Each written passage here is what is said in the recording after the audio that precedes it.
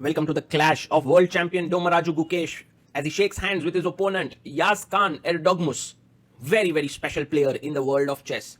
Yaz Khan is from Turkey and he is just 14 years old. He's born in June 2011, which is insane. Gukesh himself, the youngest world champion, born in 2006, is 5 years elder to Yaz Khan. That's amazing. And this boy is already rated 2646. So he's clearly one of the biggest talents in the world of chess. And Turkey has these two amazing talents who are shining right now. It's Yaz and Ediz Gurel. And Yaz adjusts all his pieces. He's actually trained by Shakhriyar Mamedyarov, and he's known for his brilliant skills on the board. And for now, Gukesh and Yaz both are on 1 point out of 1 as we have the guest of honor coming in to make the first move on the top board. A handshake with both the players, and he moves his pawn to e4. Let's see if Gukesh manages to play that, keep that move, or he will take it back. Well, instantly takes it back, and maybe Gukesh has something else on his mind. The game is about to begin. Handshake, and off we go. It's 100 minutes plus 30 seconds increment for 40 moves, then another 50 minutes for 20 moves, and finally another 15 minutes as the final time control. d4, d5. We have the queen's pawn opening, and Yaz responds back with the symmetrical variation. c3 played. Now, if you look at this move, it looks very unambitious, right? Because generally you play a pawn to c4. But Gukesh has certain ideas in mind. He wants to keep the bishop development flexible. You could go bishop f4 and transpose it to the London. He goes bishop g5 and plays the Trompovsky system. And look at the time usage of Yaz Khan. He's down to 1 hour 27 minutes, which means he's taken 10 minutes for this move. He goes c6, and this looks a bit passive. And now Gukesh can chop off the knight on f6, but instead he goes queen c2 in just 2 or 3 minutes. By the way, the engines do not like this idea because of knight e4 attacking the bishop, and then bishop f5. And he does it. Yaz plays his knight to e4, attacking the bishop on g5.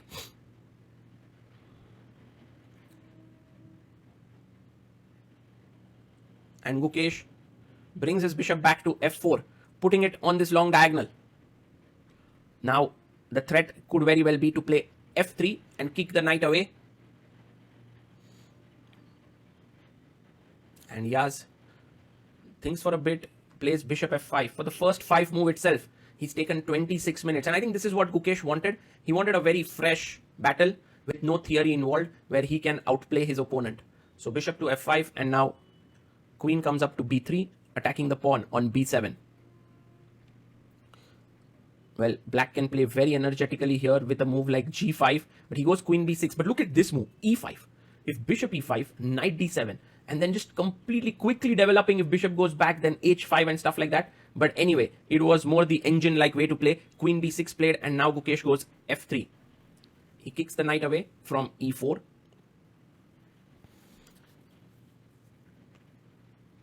And Yaz has to move his knight from e4. Gukesh would love to start expanding after that with g4, h4. He plays his knight back to d6. And it looks like a very symmetrical position, very simple position. Now he brings his knight to d2, developing here. If you take queen takes queen, I think white would love to take back with the pawn, opening up his rook. So he goes knight d7. He develops his knight.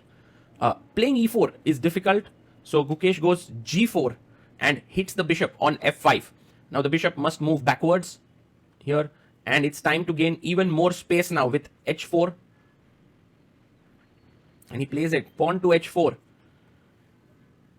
And white hasn't developed the kingside pieces, but that's okay. h6 played by Yaz, and do you even gain more space with h5, clamping down this structure, just like the Caro-Kann defense. You push the pawn there. For now, Gukesh also has the option whenever to trade the queens. He goes bishop g2, and he's preparing pawn to e4. You will see that he has 1, 2, and 3 pieces looking at e4 square. So pawn to e4 would be on his mind. Yaz plays e6, opening up the bishop now. And now pawn to h5 is what he would like to engineer here. Yes, he pushes his pawn to h5. The bishop has to move away. And maybe it'll drop back to h7. Yes. And now shall we go e4 already? Yes, he plays e4. And look at the number of pawn moves that have been made in this game. 1, 2, 3, 4, 5, 6, 7. Wow, insane. And white has gained more space here. Yaz pushes his pawn. He wants to kind of play a4, force a queen trade. But in a way, now with the a pawn moved, Gukesh can take this queen, which he does. And now he cannot take back with the a pawn, so needs to take back with the knight. And you can play a4 in order to stop black from gaining more space on the queen side with the a pawn. Yes, that's what he does, a4. This is a game of space advantage here at this moment. And Yaz goes knight to c4, which is very logical. He wants to trade a few more pieces because he has less space. Gukesh takes on c4. Knight takes c4, attacking the pawn on b2. And he pushes the knight back. b3 played. If you try to go to b2 to come to d3, then king d2 traps the knight here. So can't be too adventurous there. Need to get back. Knight to d6 played. Now this knight is putting pressure on e4 point. So pushes forward with e5. The knight on d6 has to move back. Knight to c8. And now you just play your bishop back and start pushing your pawn. Bishop f1. Oof. Another very interesting move. And look at the idea here. If you go bishop c2 after this pawn, I go rook h2. And if you take here, I have rook b2 with a winning position. So king comes up to d7 and bishop e3. And Gukesh is preparing f4. It's 20 moves. No pawns have been traded. Bishop comes back to e3. No pieces are out from their original squares except for the bishop on e3. What a weird position this is. But Gukesh is clearly better because black is cramped for space. King d2. Love this move. 34 minutes for Gukesh. 20 for Yaz Khan. He's slowly being outplayed here. Knight to b6 played by him. Maybe he's trying to go back to d7 to engineer the c5 break. And f4. Slowly, the white pawns start moving forward. Knight comes back to d7.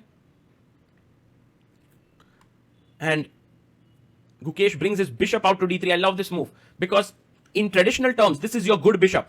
In traditional terms, this is not the good bishop for black because he has pawns on light squares. But it's important that the bishop is doing a very important function of stopping f5. And with that out of the way, f5 becomes a huge thing. b5 played here by Yaz. And he's trying to play on the queen side, get some play going. But Gukesh is quick. He goes f5. Now taking here would mean that you have this huge phalanx of pawns. So takes on a4. And rook takes on a4. So a5 becomes a potential weakness. Yaz goes c5 now.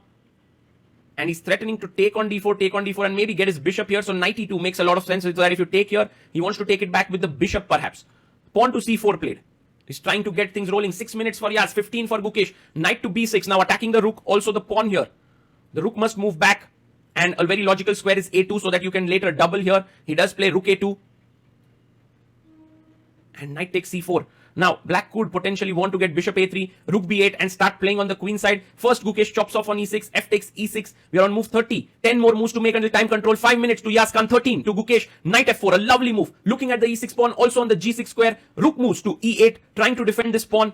And Gukesh comes back to bishop c1. First of all, taking away knight e3 options. Also, controlling the a3 square. He goes king c6. And now Gukesh has a winning position. Knight g6 and rook f1. Getting the f file. He's clearly better here. But he goes rook f1 first, which is also equally good.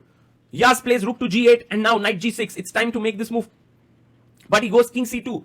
Maybe not the best move. I think there was something that Gukesh didn't like about his king on d3. But now there's a beautiful move, bishop e7 that black has. But look at Yaz's time. He's down to 1 minute 20 seconds. And look at him getting all nervous. He plays bishop e7 with just 4 seconds on the clock, giving up the all-important e6 pawn. Gukesh chops it. And now bishop h4 could be a good move to attack the knight. g6 played. It's also a very interesting move. Gukesh needs to find this incredible resource with g5 so that if hg h6 and if gh, getting the pawn on h6 finds it. Beautiful move. Gukesh down to 4 minutes. Yaz down to 7 seconds. Plays king d7. The only move now. Knight f4 attacking the pawn on g6. This is getting very intense. He brings his knight back to f4. Pushes this pawn, putting pressure here. And rook f8 pinning the knight. Well, Gukesh needs to find rook g1 and he finds it. Another insane move. 38 moves done. 2 more moves to make. And bishop takes g5, but now a very important move. Knight takes pawn. Has to be done. And Gukesh chops it with 2 minutes on the clock. And now with 3 minutes left for the final move before time control. Knight f6 is the move. No, he blunders here. Bishop takes g5 has been played. And Gukesh gets up from the chair with a triumphant look, it seems. But king takes d5 and Yaz is back into the game. It's such a big move here.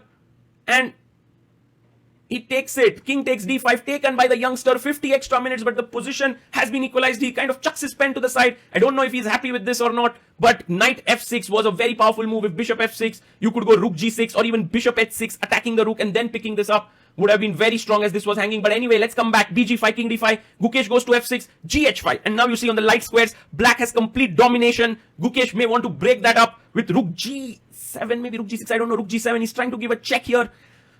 But now black has a huge move. By the way, Gukesh down to 30 minutes. He's taken 20 minutes after time control. And Yaz can now draw the game. Rook takes f6 taken. And what a move this is, because after e takes f6, which is a must move, there is a check. You can't go up because of a4 check, rook a4 and mate. So that's the reason why he has to go back. And another check, and Yaz shaking his head there. He's like, I've dodged a bullet there. Arjun Erigaisi looking on the board. Gukesh misses a golden opportunity here to play a wonderful game and beat Yaz Khan. A handshake, and the players have agreed to a draw.